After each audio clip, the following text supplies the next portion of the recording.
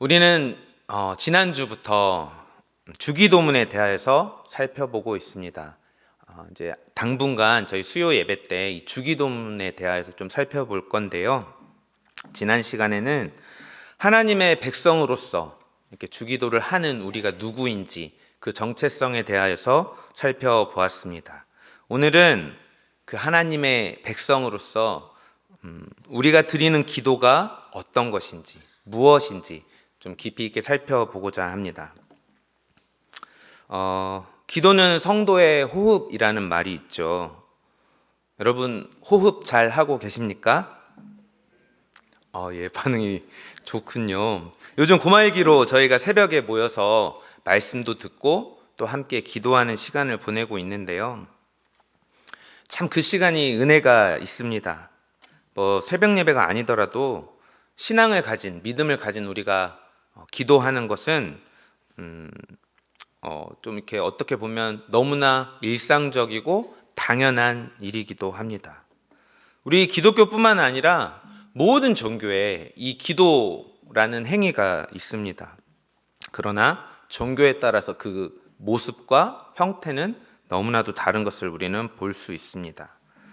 여러분, 불교는 이 기도를 참선이니 명상이니라고도 하면서 그 시간을 좀 자신을 들여다보고 좀 성찰하는 그런 시간으로 사용하고 있죠. 어떻게 보면 자기 안에 있는 것들을 좀 비워내는 어떤 그런 시간으로 기도를 사용합니다. 또 어떤 종교는 고행을 하고 또 자신이 깨닫기 위해 애쓰고 또 신께 어떤 도달하기 위함을 위하여서 이렇게 기도하기도 합니다.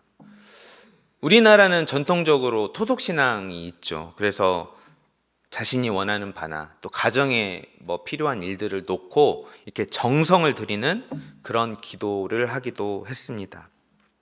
이처럼 대부분의 종교에서는 정말 다양한 모습으로 또 여러 가지 모습으로 이 기도라는 행위를 합니다. 이 대부분의 종교의 기도에는 약간 이런 전제가 깔려 있습니다. 기도를 잘해야 원하는 바를 이룰 수 있다. 아니면 기도를 잘해야만 내가 원하는 데까지 다다를 수 있다. 이 부분이 우리 기독교가 기도하는 그것과 좀 다른 부분이고 결정적인 차이라고 할 수 있습니다. 우리가 하는 기도는 우리에게 초점을 맞추는 것이 아니라 기도를 받으시는 하나님께 초점을 둔다는 것이 큰 차이입니다. 우리가 어떻게 얼마나 정성스럽게 얼마나 간절하게 기도하느냐가 아니라 기도를 받으시는 우리 하나님이 특별하신 분이시기 때문에 우리의 기도에 의미가 있다라고 볼 수 있는 것이죠. 우리가 살펴보는 주기도, 이 기도가 중요한 이유가 바로 이것입니다. 주기도가 특별히 예수님께서 가르치셨기 때문에 의미가 있고 중요한 기도다, 무슨 거기에 신비한 힘이 있다라는 이야기가 아닙니다. 주 기도를 들으시는 그 우리 하나님께서 특별하시기 때문에 우리가 드리는 그 주기도가 특별해지는 것인 줄 믿습니다. 주기도를 본격적으로 살펴보기 전에요, 예수님께서 이 기도에 대해서 하시는 말씀이 6장 전반부에 나오는데요, 그 내용을 한번 살펴보려고 합니다. 예수님 당시에 경건한 유대인들은 자신들이 의가 있다, 나는 의로운 사람이다 라는 것을 증명하기 위해 구제하고 금식하고 기도했습니다. 철저하게 지켰죠. 예수님은 6장 1절에서 4절까지에 대해서 이 의에 대해서 설명하시면서 예수님을 따르는 자들이 행해야 하는 그 의의 모습이 무엇인지 설명해 주십니다. 선을 베풀고 의를 행하는 태도가 어떠해야 된다라는 것을 말씀하시는 것이죠. 선을 행하거나 이 의를 행할 때에는 보여지지 않게, 드러나지 않게 행해라 라는 것이 예수님의 가르침의 주제입니다. 즉 예수님의 제자로서 예수님의 가르침을 따라 마땅히 이 의를 행하고 선을 행하는 것인데, 그 선을 행하는 의도가 무엇인지 경계하고 조심해야 된다라는 의미이죠. 하나님 나라의 백성으로 생하는 모든 행위에 그 동기에 내가 드러나고 싶은 욕망이 있진 않은지를 철저하게 살피고, 만약 그러한 것이 있다라면 그것들을 금해라 라는 뜻입니다. 이와 더불어서 5절에서 8절까지는 예수님을 따르는 제자들이, 예수님을 따르는 사람들이 어떤 모습으로, 어떤 자세로 기도해야 하는지, 이 기도에 대한 가르침이 등장합니다. 본격적으로 이 주기도가 시작되기 전에 이 단락이 들어가는데요. 이 부분에서는 이 하나님 나라 백성들이 해서는 안 될 기도의 자세들, 기도의 태도들을 언급하십니다. 특별히 예수님은 몇 가지 사례를 들어서 이렇게 당부하시는데요. 그 당부하는 내용을 한 2가지 정도 살펴보고 싶습니다.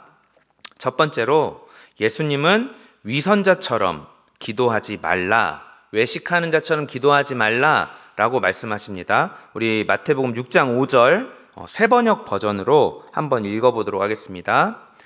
너희는 기도할 때에 위선자들처럼 하지 말아라. 그들은 사람들에게 보이려고 회당과 큰 길 모퉁이에 서서 기도하기를 좋아한다. 내가 진정으로 너희에게 말한다. 그들은 자기네 상을 이미 다 받았다. 아멘. 당시 경건한 유대인들은 이 기도를 굉장히 중요하게 여겼습니다. 그리고 이 기도는 그들의 일상에서 아주 밀접하게 자기 삶에 들어와 있었습니다. 여기저기에서 유대인들이 기도하는 모습을 쉽게 볼 수 있었던 것이죠. 예수님께서 기도하는 이 모든 유대인을 지금 비판하는 것이 아닙니다. 기도를 하긴 하는데 특별한 의도를 가지고 기도하는 사람들이 있었던 것 같습니다. 그들이 하는 기도에는 의도가 있었다는 거죠.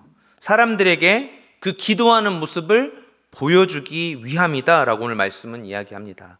개역개정에서 외식하는 자라고 번역하고 있고, 우리가 방금 읽은 새번역 버전에서는 위선자라고 번역하고 있는 그 사람들입니다. 여러분, 위선자는 한자 그대로 그 뜻을 풀어보면 거짓을 행하는 자 또는 선이 아닌 것을 선으로 위장하는 자라는 뜻을 갖고 있습니다. 또 이 헬라어 원어를 살펴보면 본래 극장에서 연기를 하는 이 연극 배우를 가리키는 단어이기도 합니다. 여러분, 배우들은 각자 맡겨진 배역을 연기하기 위해서 그 무대에서 최선을 다하죠. 배우가 아무리 선하고 정의로운 연기를 잘 할지라도 그의 실제의 삶도 그렇게 선하고 정의로워라라는 법은 없습니다. 마찬가지로 악역을 맡은 배우가 무대에서 정말 악질적인 연기를 실감나게 보여준다 할지라도 실제 그의 삶이 그렇게 악할 필요는 없는 것이죠. 연극은 연극일 뿐 실제의 삶이 아니기 때문입니다. 위선자들은 이 기도하는 행위를 통해서 자신이 의로운 사람인 것을 드러내거나 또는 영적인 그런 사람이란 것을 연기함으로써 그 대중들로부터 박수와 갈채를 받고 싶었던 거죠. 즉 영광을 얻기를 원했던 것입니다. 이들은 하나님께로 향하여야 하는 영광을 자신이 가로채는 것이나 마찬가지였습니다. 이런 자들을 향하여 예수님은 그들이 훗날 받게 될 모든 보상을 이미 다 받았다라고 말씀하십니다. 이 말씀에 우리가 드리는 기도를 좀 비춰보고 싶습니다.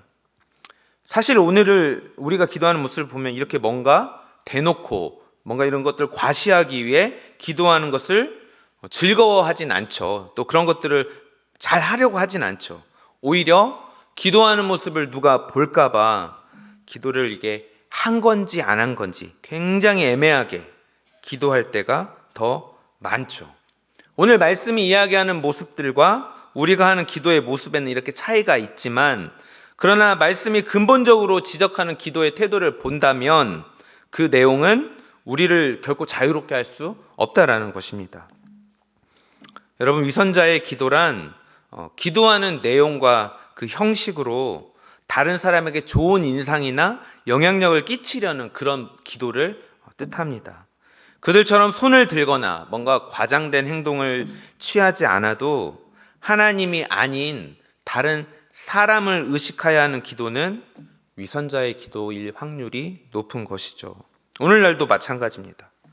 누군가는 기도를 한답시고 성경의 지식을 자랑하거나 설교를 능가하는 그런 기도를 하기도 합니다.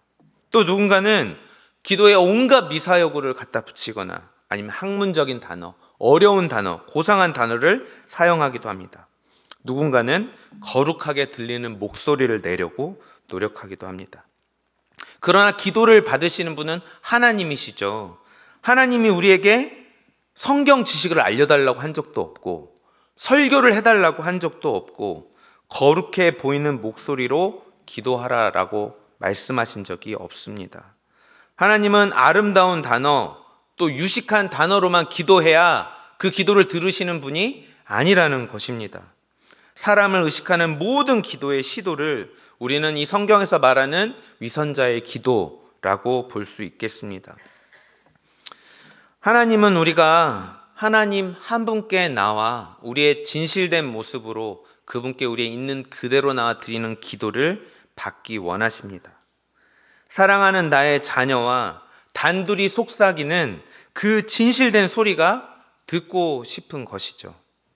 하나님과 나 사이에 그 어느 것도 끼어들지 않길 원하는 것입니다. 또 성경에서 말하는 우리가 드리지 말아야 할 두 번째 기도는 이방인의 기도라고 합니다.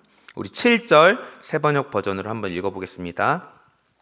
너희는 기도할 때에 이방 사람들처럼 빈말을 되풀이하지 말아라. 그들은 말을 많이 하여야만 들어주시는 줄로 생각한다. 아멘. 하나님을 알지 못하는 이방인들은 기도할 때 빈말을 반복했던 것 같습니다. 되풀이했다고 하는데요. 그들은 많은 말로 뭔가 정성을 들여야만 하나님이 기도를 들어주시는 줄로 착각했습니다. 위선자의 기도가 어떤 사람의 주의를 끌기 위한 기도였다라면 이 이방인의 기도는 자기의 어떤 행위의 노력을 통해서 하나님을 감동시키려는 그런 기도를 말합니다. 우리는 이런 기도를 구약에서 찾아볼 수 있습니다. 엘리야와 바알 선지자들이 갈멜산에서 대결하던 장면을 기억하실 것입니다. 엘리야와 바알 선지자들이 각각 제단을 쌓아놓고 대결을 펼치기로 했습니다. 그 대결이 뭐냐면 각자의 제단에 제물을 올려놓고 불을 이렇게 자기들이 임의로 붙이는 것이 아니라 각자가 섬기는 신에게 기도를 해서 어느 신이 먼저 이 제단에 불을 내려주는지 그것을 대결해 보자는 것이었죠. 바알의 선지자들은요, 한나절 동안 바알에게 응답해 달라고 열심히 반복해서 기도했습니다. 그러나 오랜 시간이 지나도록 바알에게선 어떤 응답도 없었던 거죠. 그랬더니 바알 선지자들이 어떻게 했는지 기억하십니까? 칼이나 창으로 자해를 하면서 더 광적으로 기도하기 시작합니다. 어떤 신의 동정심에 한번 호소해 보는 거죠. 아무리 더 자극적이고 또 광적으로 같은 기도를 반복해 봤자 바알은 응답하지 않습니다. 이런 기도가 헛되이 같은 말만 되풀이하는 기도의 전형적인 모습이라고 볼 수 있겠습니다. 안타깝게도 많은 그리스도인들이 이와 같은 기도를 하는 것을 우리는 목격합니다. 뭔가 기도할 때 더 정성을 들이고 뭔가 더 예물을 드리고 희생해서 기도하면 하나님께서 우리의 정성을 보시고 그 기도를 들어주실 것이라는 그런 잘못된 기대이죠. 하나님은 우리 아버지이시기 때문에 우리가 하나님께 뭔가 설득하기 위해서 정성을 들여서 하나님을 감동시킬 필요가 전혀 없는 것이죠. 사랑하는 자녀가 아버지에게 이런저런 이야기를 하는 것은 당연하고 자연스러운 것입니다. 부끄러워할 필요도 없고 염치 없어 할 필요도 없는 것이죠. 왜요? 그분이 우리의 아버지 되시기 때문입니다. 저도 아버지입니다. 딸이 둘 있는데요. 저는 아이들에게 애정 표현을 격하게 하는 편입니다. 쉬운 말로 제가 이렇게 물고 빨고 한다는 거죠. 그러면 아이들이 어찌나 저를 닮았는지요, 저에게 똑같이 합니다. 예, 저는 뽀뽀를 자주 하고 이렇게 하는 편인데 막 이렇게 여기저기 뽀뽀를 하고 마지막으로 참고 들어주십시오. 마지막으로 그 아이의 코를 이렇게 입술로 이렇게 앙앙앙 하는 죄송합니다. 탄식이 나올 줄 몰랐네요. 이렇게 간질간질 하는 걸 좋아하는데요. 이 녀석들도 똑같이 따라 하더라고요. 하루는 아침에 이제 잠에서 깨어가지고 침대에서 이제 비몽사몽 하고 있는데 막내가 이렇게 침대로 막 오더라고요. 그러더니 제가 덮고 있는 이불 속으로 막 이렇게 비집고 들어와서 막 안기더라고요. 그래서 또 한껏 예뻐해주고 마지막으로 코도 이렇게 해줬습니다. 어떻게 했을까요, 막내가? 똑같이 했겠죠. 똑같이 했습니다. 그런데 만약 그런 막내가 생각을 하는 거죠. 우리 아버님이 어제 저녁에 열심히 말씀 연구하시다 늦게 주무셔서 피곤하니까 내가 아침에는 그러면 안 되겠다. 이런 생각을 하면 좀 정상이 아닌 거죠. 이렇게 반응하지 않습니다. 아이들은요. 그냥 돌진입니다. 아빠가 잠을 자든 아빠가 피곤하든 아빠의 상황이 어떠하든 아이는 아빠를 사랑하는 표현을 하기 위해서 그저 품속으로 달려드는 것이 너무나 자연스러운 거죠. 그렇다고 아빠가 나 피곤하니까 이따 와라 하는 것도 너무 웃기는 거잖아요. 이 아빠와 자녀 사이에서는 이런 것이 자연스러운 것입니다. 자녀는 아빠에게 사랑 표현을 하고 다가와 이렇게 안길 때 미안해하거나 염치 없어하거나 뭔가 설득을 하려 하거나 더 감동시키려고 노력하지 않아도 된다라는 것이죠. 이런 것입니다. 우리는 하나님을 감동시키기 위해 애쓰지 않아도 됩니다. 하나님께 뭔가 이야기하고 기도할 때 민망해하거나 염치 없어하거나 미안해할 필요가 없습니다. 그저 지금 내 있는 모습 그대로 주님께 나아오기만 하면 됩니다. 왜요? 하나님이 나의 아버지 되시기 때문입니다. 예수님은 이렇게 우리가 기도를 할 때 위선자처럼 또는 이방인처럼 기도하지 말라고 가르쳐 주셨습니다. 그렇다면 우리 하나님의 자녀된 우리, 하나님 나라의 백성된 우리는 어떻게 기도하는 것이 하나님께서, 예수님께서 원하시는 것일까요? 좀 몇 가지 또 알아보고 싶은데요. 첫 번째는 하나님 나라의 백성의 기도는 철저하게 하나님 한 분만을 찾고 바라는 것입니다. 우리 6절 함께 읽도록 하겠습니다. 너는 기도할 때에 골방에 들어가 문을 닫고서 숨어서 계시는 내 아버지께 기도하여라. 그리하면 숨어서 보시는 너의 아버지께서 너에게 갚아주실 것이다. 아멘. 여러분 집에 골방 하나씩은 다 있으시죠? 저희 집엔 골방이 지금 없고요. 저는 이제 많은 분들이 아실 거예요. 이렇게 시골 출신입니다. 예, 그렇게 안 생겼죠? 예, 시골 출신이에요. 저기 구례 산수유 마을이 저희 고향인데요. 정말로 그 기와집 같은, 기와는 아니었고 이렇게 뭐라고 하죠? 슬레이트? 그리고 아궁이도 부엌에 있었고요. 마루도 있었고, 이렇게 집이 안방과 건넌방, 부엌, 어머니 아버지가 주무시는 방 이렇게 한 칸에 이렇게 구역이 나눠진 그런 옛날 집이었습니다. 안방에 이제 식구들이 다 모여서 잤는데 어린 기억에 보면은 작은 딸린 방이 있었어요. 우리가 생각하는 그런 방이 아닙니다. 이렇게 북박이장이라고 해야 될까요? 요새 말로 치면 이렇게 위쪽에 방 벽 위쪽에 이렇게 문이 하나 덜렁 있었어요. 그래서 그것을 열면 뭐 하는 공간인지는 모르겠지만 꽤 큰 공간이 있습니다. 평소에는 뭐 쓸모없는 뭐 물건이나 잡동사니가 이렇게 쌓여 있기도 했었고, 여기에 부모님은 이제 이불 자고 나면은 이불을 정리해서 올려놓기도 하고 이랬던 장소예요. 근데 여린 마음에 가끔 그곳에 이제 올라가는 걸 좋아했습니다. 그곳에 올라가 보면 이것저것 갖고 놀 게 그 기억에 많았던 것 같아요. 그리고 괜시리 뭐 혼이 나야 할 상황이나 사람들의 눈을 피하고 싶을 때는 그곳에 들어가서 숨곤 했습니다. 이 컴컴한 공간의 이 고요와 침묵이 그렇게 싫지는 않았습니다. 이곳에서는 내가 무엇을 해도 허용되고 어떻게 있어도 용납되었던 그 기억이 어린 제게는 이 골방에 대한 큰 정감을 좀 불러일으켰던 것 같습니다. 예수님은 기도할 때 골방에 들어가 문을 닫고 기도해라 라고 말씀하셨습니다. 여기서 골방에 들어간다는 것의 의미는 하나님께 집중할 수 있는 환경, 그리고 마음의 자세를 확보하라라는 것이죠. 여기서 골방은 꼭 아까 제가 말씀드린 그런 골방이 아니어도 됩니다. 이 골방이 주는 이미지를 잘 떠올려 보시면 될 것 같은데요. 하나님께 온전히 집중할 수 있는 곳이라면 그 어디나 골방이 될 수 있습니다. 소란스러운 카페일지라도 내가 하나님 앞에 머물고 하나님 앞에 깊이 들어갈 수 있는 곳이라면 그런 것도 골방이라고 할 수 있겠죠. 그러나 대체로 우리가 하나님 앞에 좀 진실된 모습으로 나아갈 수 있는 환경은 사람의 시선이 닿지 않고 마음 편히 내가 하나님 앞에 어떤 행위를 해도 방해받지 않을 만한 그런 곳이라면 더 좋겠죠. 이런 곳에 들어가 문을 닫아라 라고 말씀하십니다. 여러분, 문은 경계입니다. 문을 통해서 누구든지 들어오고 나갈 수 있죠.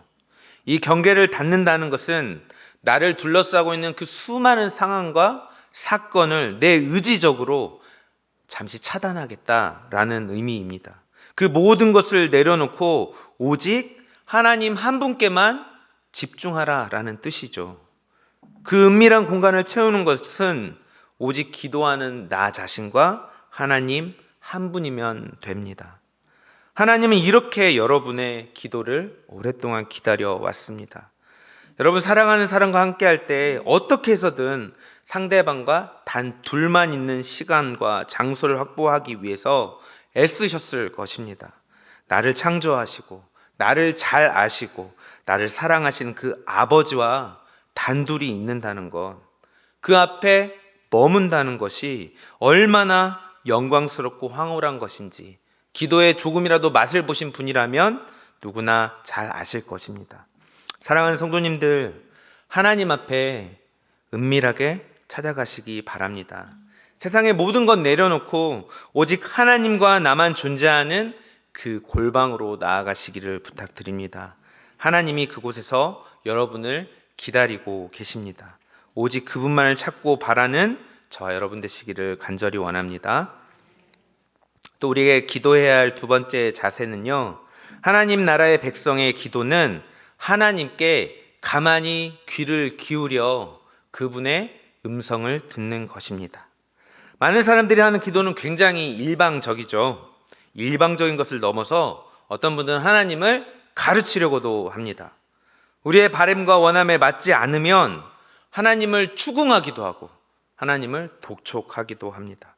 그러나 하나님은 우리가 기도하기도 전에 우리에게 필요한 것이 무엇인지 전부 아시는 분이라고 말씀하고 계십니다. 우리 8절 한번 읽어보겠습니다. 그러므로 그들을 본받지 말아라. 하나님 너희 아버지께서는 너희가 구하기 전에 너희에게 필요한 것이 무엇인지 알고 계신다. 아멘. 이 8절은요, 이방인이 하는 기도 다음에 나오는 말씀입니다. 앞서 이방인들이 하는 기도는 끊임없이 그들의 빈말을 반복하는 것이라고 했습니다. 어떻게 해서든 하나님을 감동시켜서 내가 원하는 것, 내가 바라는 것을 얻어내기 위한 기도라고 했죠. 그러나 우리는 그렇게 기도할 필요가 없습니다. 아까 이야기했죠. 아버지 되시는 하나님이 우리가 하나님께 우리의 필요를 구하기 전에도 우리에게 필요한 것이 무엇인지 이미 다 알고 계시다라고 말씀하십니다. 우리의 기도는 하나님을 알면 알수록, 알아가면 알아갈수록 깊어지고 더 커집니다. 나와 내 가족, 내가 처한 상황과 내 환경에만 머물러 있던 기도가 이제 깨닫게 되는 것이죠. 내가 이것들을 놓고 그렇게 열을 내고 애써 기도할 필요가 없구나. 하나님이 이미 나의 필요를 다 알고 계시기 때문에 더 이상 내가 하나님께 사정하지 않아도, 하나님을 설득시키지 않아도 나를 사랑하는 아버지께서 내가 잊어버린 기도까지 다 알고 들어주실 줄 믿습니다. 우리의 기도는 여기서 머물면 안 됩니다. 우리의 기도는 하나님의 마음을 알고 그분의 음성을 듣는 데까지 나아가야 합니다. 하나님께서 어떤 분인지 알고 하나님과 이렇게 소통하는 기도의 자리로 나아가신 분이라면 반드시 듣는 기도의 지경까지 나아가야 합니다. 우리는 인격적인 기도를 잘 배우지 못했습니다. 기도할 때 아까도 얘기한 것처럼 일방적으로 내가 하고 싶은 말만, 내 원하는 바만, 내 요구만 쏟아내죠. 감정도 끌어올려 보고 여러 가지 다른 말로도 똑같은 기도를 해보고 늘어놓아 보지만 다들 경험 있을 것이에요. 이런 기도는 몇 분 가지 못하죠. 할 말이 떨어지면 어떻게 되죠? 똑같은 말을 반복하거나 이제 할 말을 쥐어 짜내기 시작하죠. 그런데 이마저도 쉽지 않습니다. 이런 것 때문에 우리가 기도를 더 어렵게 느끼기도 하는 것 같습니다. 우리의 기도는 하나님의 마음을 알고 하나님의 음성을 듣는 데까지 나아가야 합니다. 하나님께서 어떤 분인지 알고 하나님 앞에 기도로 나아갔다면 우리는 그분의 음성을 듣는 것들을 사모해야 된다라는 거죠. 예전에 제가 어디 선교 단체에서 일을 했었습니다. 간사로 전임 간사로 일했는데 그 단체는 하나님의 음성 듣는 것을 굉장히 중요한 가치로 여겼습니다. 이쯤 되면 어딘지 다 아실 거예요. 때로는 누군가 이렇게 막 얘기하곤 했어요. 하나님 음성을 듣는다니 어디 그런 불경스러운 말을 그거 이단이야? 뭐 이런 이야기 하시는 분도 많았는데요. 이단 아니고요. 우리가 말하는 하나님의 음성을 듣는다는 것은 정말 육성처럼 하나님이 나에게 음성으로 말씀해 주시는 것만 말하는 것이 아닙니다. 아주 소수의 사람에게는 그렇게 말씀하시기도 하지요. 그러나 대부분의 경우에는 우리 마음에 내적으로 깨닫게 되는 것을 우리는 하나님의 음성을 듣는 것이다 라고 표현했습니다. 예배 드리는 가운데, 또 찬양하는 가운데, 기도하는 가운데, 때로는 말씀을 통해서, 때로는 내 동역자를 통해서 깨닫게 하시는 것이죠. 물론 이럴 때는 성경을 통하여 그것들이 진짜 하나님의 음성인지 확인하는 것이 필수였습니다. 중요한 것은 내가 하나님의 마음을 알고자 노력하고 애썼다라는 것이죠. 인격적인 기도는 하나님께 말씀드린 만큼 하나님의 음성을 듣는, 귀 기울이는 시간도 필요한 것입니다. 하나님의 말씀을 듣기 위해서 이제 잠잠히 침묵하면서 하나님 앞에 머무는 것이죠. 일방적인 소통을 하는 사람을 우리는 인격적이다라고 말하지 않죠. 하나님의 형상을 따라 우리는 인격적인 존재로 지음 받았습니다. 우리는 그래서 마땅히 인격적으로 기도하는 것이 당연한 것입니다. 우리가 말을 했다라면 하나님 앞에 기다리면서 하나님의 마음이 어떠한지, 하나님의 음성은 무엇인지 듣는 훈련도 또한 필요한 것입니다. 이렇게 하나님의 마음을 알고자 애쓰고 하나님의 음성을 듣고자 애쓴다면 우리의 삶이 하나님의 마음으로, 하나님의 뜻과 계획으로 충만하여질 것입니다. 이 듣는 기도는요, 때로는 답하는 기도가 되기도 합니다. 앞으로 주기도를 살펴볼 텐데 그동안 우리가 수없이 고백해오던 이 주기도가 왜 어떤 맥락에 의해서 그런 구조로, 그런 순서로 이렇게 기록되었는지 생각해 보신 적 있으십니까? 하나님은 우리에게 말씀하시는 가운데 우리에게 질문을 던지기도 하십니다. 이 질문들이 무엇인지 발견하고 그것에 대답하기 위해 애쓰는 과정 가운데 우리의 기도가 바뀌고 우리의 인생이 바뀌기도 합니다. 하나님께서 어떤 질문을 우리에게 던지시는지 살펴보고 싶습니다. 여러분, 이게 주기도 다 외우시잖아요. 그 순서를 따라서 한번 잘 들어보시길 바랍니다. 하나님이 우리에게 물으셨습니다. 너희는 지금 기도하고 있는, 신인 나에게 기도하고 있는 너희는 나를 누구라고 생각하느냐? 너에게 나는 어떤 존재냐? 라는 물음이죠. 굉장히 근본적인 질문이고 심오한 질문입니다. 하나님과 우리의 관계에 있어서 굉장히 기반이 되는 질문입니다. 사랑하는 성도님들, 하나님께서 여러분에게 이런 질문을 던지신다면 여러분은 뭐라고 대답하시겠습니까? 우리 주기도에서 한번 살펴볼게요. 하나님 나라의 백성들은 이렇게 대답합니다. 네, 하나님, 당신은 하늘에 계신 나의 아버지입니다. 예, 우리가 그 관계를 이렇게 정의하고 인정하는 것이죠. 하나님께서 나의 아버지 되심을 인정하는 것입니다. 이것이 하나님의 질문에 대한 우리의 대답입니다. 하나님은 또 이렇게 질문하십니다. 하나님의 자녀인 네가 진짜로 바라야 하고 원해야 하는 것이 무엇이냐? 여러분, 우리에게는 여러 가지 필요와 원함이 있습니다. 하나님의 이런 질문을 듣고 이것도 필요하고요, 저것도 필요하고요, 이렇게 얘기하려고 하는데 하나님께서 말씀하시는 거죠. 이렇게, 그래, 내가 너 그거 필요한지 다 알아. 근데 네가 진짜로 원해야 하는 것이 무엇이고 네가 진짜로 나에게 바라야 하는 것이 무엇인지 너는 알고 있니? 이에 대한 우리의 대답은 이렇습니다. 하나님의 이름을 거룩하게 해 주십시오. 하나님의 나라가 오게 하여 주십시오. 하나님의 뜻이 하늘에서와 같이 땅에서 이루어지길 내가 진심으로 바라고 원합니다. 라고 대답해야 하는 것입니다. 우리의 기도가 나의 원함과 필요를 이야기하는 것에 머물지 않고 이렇게 바뀌어야 할 줄 믿습니다. 여러분, 좋은 직장에 들어가는 것, 또 좋은 배우자 만나는 것, 자녀가 잘 되는 것, 이런 것이 하나님의 뜻이라고 생각하는 대신에 하나님, 어떻게 하면 나를 사용하셔서 내가 나를 통하여서 하나님의 이름을 높여드릴 수 있을까요?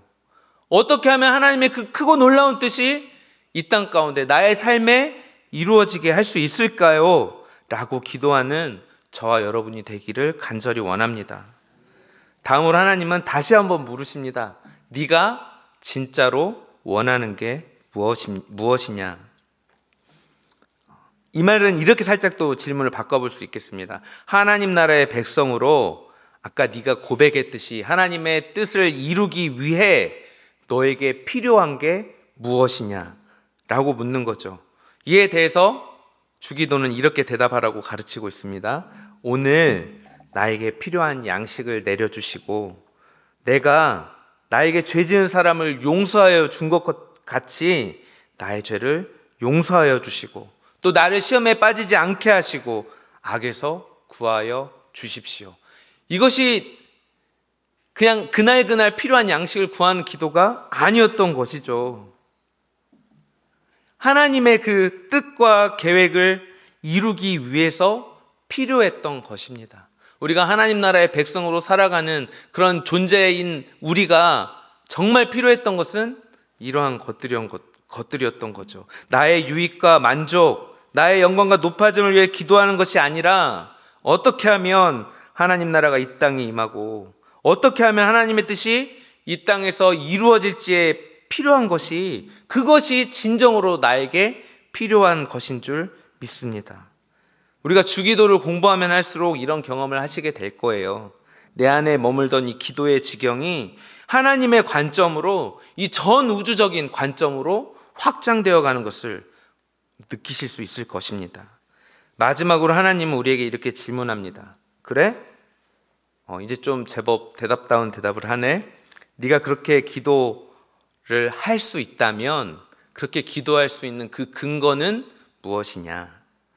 네가 그렇게 담대하게 이 세상을 살아도 괜찮은 이유가 무엇이야? 라고 물어보십니다. 여기에 또 우리는 이렇게 대답합니다. 하나님 나라와 권세와 영광이 나의 아버지께 있기 때문입니다. 그래서 내가 이제 더 이상 세상에 끌려다니고 죄의 종노릇하는 존재가 아니라 깨어지고 병든 세상이지만 당당하게 하나님의 자녀로 살아갈 수 있는 근거가 바로 아버지께 있기 때문입니다. 라고 고백하는 것입니다. 사랑하는 성도님들, 이것이 우리가 살펴보려고 하는 주기도입니다. 가슴이 막 떨리시지 않으시나요?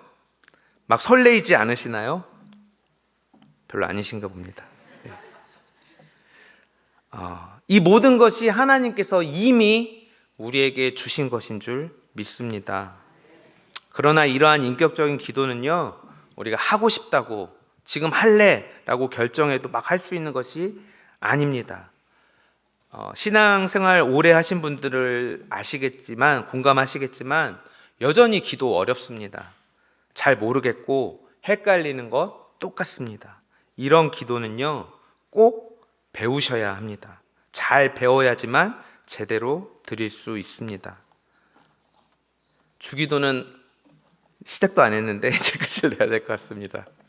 누가복음 11장에는 제자들이 예수님께 기도를 가르쳐 달라는 장면이 나옵니다. 요한이 자기 제자들에게 기도하는 법을 가르쳐 줬던 것 같습니다. 그래서 예수님의 제자들이 자기에게도 선생님의 기도하는 법을 알려달라고 하는 거죠. 여러분, 제자들을 포함한 유대인들은 모두 기도하는 사람들이었습니다. 그럼에도 불구하고 굳이 예수님께 이 기도를 다시 가르쳐 달라고 한 것은 예수님의 이 기도, 이 주기도가 뭔가 특별한 것이었기 때문입니다. 예수님은요 하나님과 친밀하게 기도했습니다. 그 이유가 뭘까요? 아까 말한 대로 하나님이 나의 아버지 되시기 때문입니다. 앞으로 주기도를 통해서 이 예수님의 기도를 하나하나 더 깊이 배우게 될 것입니다. 사랑하는 성도님들, 이 주기도를 잘 배우고 또 잘 적용하셔서 하나님과 놀라운 관계 가운데로 나아가길 원합니다. 그래서 오늘 배웠던 거를 조금 정리할 건데요. 기도를 배우기 위해서 먼저 여러분 시간을 정하시고 나만의 골방을 찾으시길 바랍니다. 이 시간 이곳에서 하나님께 집중하고 하나님께 온전히 나아가시길 원합니다. 그리고 기도하시면서 하나님이 나에게 던지셨던 그 질문들 다시 한번 기억하시길 바랍니다. 너는 나를 누구라고 생각하느냐? 네가 진짜로 바라야 하는 것이 무엇이냐? 그래서 너에게 진짜 필요한 게 무엇이냐? 네가 그렇게 담대하고 변화된 존재로 살아갈 수 있는 그 근거가 어디에 있느냐? 하나하나 답해 보시기를 바랍니다. 우리의 기도가 새로워질 것입니다. 우리가 하나님의 마음을 알게 되고 그 하나님의 마음으로 충만하게 될 것입니다. 그럼 우리에게 일어나는 변화는 우리가 하나님을 닮은 존재로 변화되기 시작한다는 것입니다. 이 시간 우리 가운데 함께 하실 그 주님을 기대하십시다. 그리고 그 주님 붙들고 함께 나아가는 우리 모두가 되기를 간절히 원합니다. 이 시간 주신 말씀 기억하면서 함께 찬양하고 기도하도록 하겠습니다.